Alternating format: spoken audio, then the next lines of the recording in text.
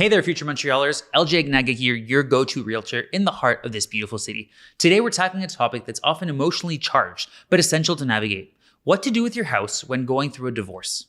Montreal, like any other place in Canada, has its unique considerations. But before we dive into the nitty-gritty, if you're new here, I'm all about helping families find their dream homes and making informed decisions about living in Montreal.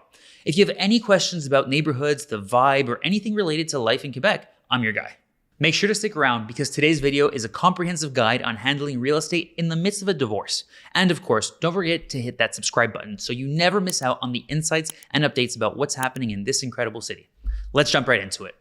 The first thing I want to discuss is communication and decision making.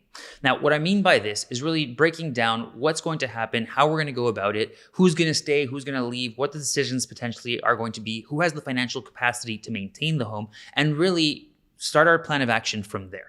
The next thing you want to focus on is the separation agreement. Now, in this document, you're going to outline what's going to happen with the home, what is the plan of action, who you're going to hire, what did you guys agree upon. And this is super important to really lay things out clearly so that there's no misunderstandings when emotions are really running high with everything going on.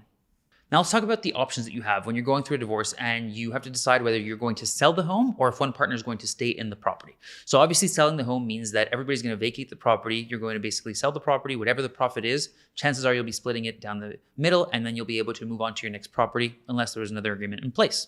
The other option is for somebody to buy the other partner out.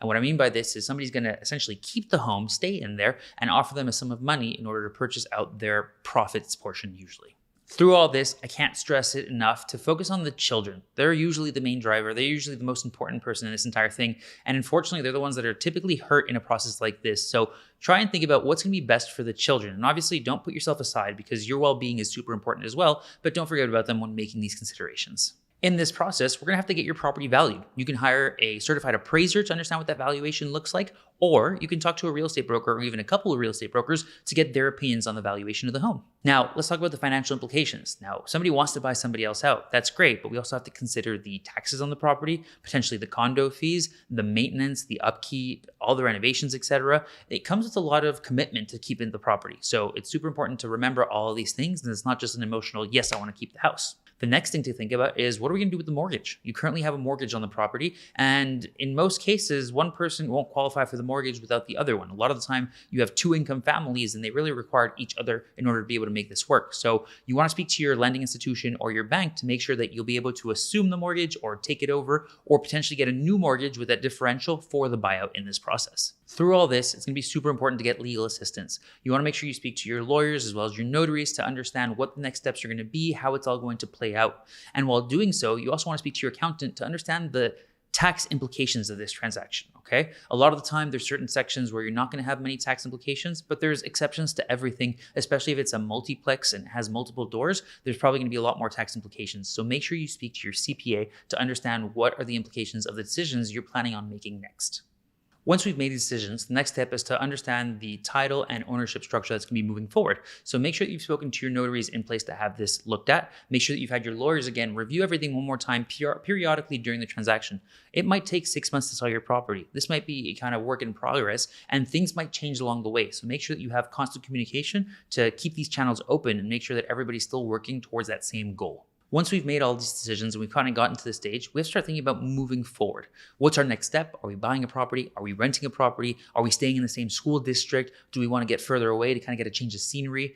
Let's start planning about the next steps while this is going on so that we don't get surprised or blindsided when we realize that we have 30 or 60 days to vacate the home. We already have a plan in place to see what our next move is going to be. Now, don't forget to consider the emotional considerations of all this. Obviously, it's a very stressful time. It's a very difficult time. Don't put yourself aside. You want to make sure that you're thinking about yourself and that you really have all the emotional sides of this transaction taken care of and of yourself. Obviously, you're going through a lot. Emotions have been running high, so don't put that aside. You should even consider seeking help, obviously, as necessary. Reach out to the professionals. There's a lot of really good people out there who can help you understand and really dissect what you're feeling, what's happening. And you want to make sure you're taking care of that to avoid kind of longer problems down the road that are going to fester and come up later, unfortunately. Don't forget to reach out to local resources here in Montreal. We have a lot of resources that are super, super helpful, and everybody's really going to be there to help you get to that final destination in the smoothest way possible. So there's a ton of great people out here. Make sure you reach out to your local experts to get the best information for you. Remember, each divorce case is unique, and seeking professional advice tailored to your specific situation is crucial. Family law professionals, real estate experts, and financial advisors can provide the guidance needed for a smoother transition during this challenging time. If you have any other questions, please feel free to reach out. It would be my pleasure to dive into this topic even further with you. Don't forget to like, subscribe, and comment for more content like this. As always, thank you so much for watching.